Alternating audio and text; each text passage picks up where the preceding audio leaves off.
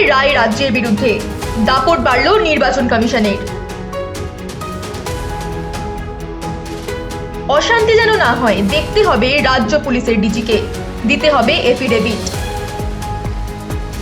পরামর্শ না মানলে সংশ্লিষ্ট অফিসারকে বাদ দিতে পারে নির্বাচন কমিশন। নির্বাচন কমিশনের দাবি অনুযায়ী রাজ্যে এসআইআর প্রক্রিয়ায় থাকতে পারে সেন্ট্রাল পুলিশ। রাজ্যের দেওয়া নথি অস্বীকার করতে পারে নির্বাচন কমিশনের অফিসাররা।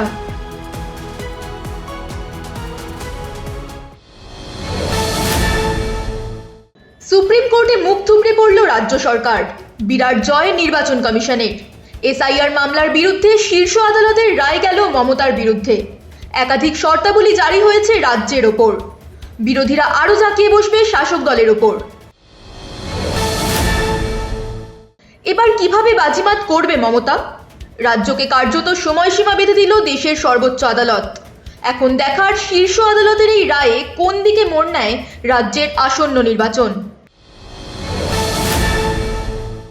সুপ্রিম কোর্টের রায় রাজ্যের বিরুদ্ধে, দাপট বাড়ল নির্বাচন কমিশনের।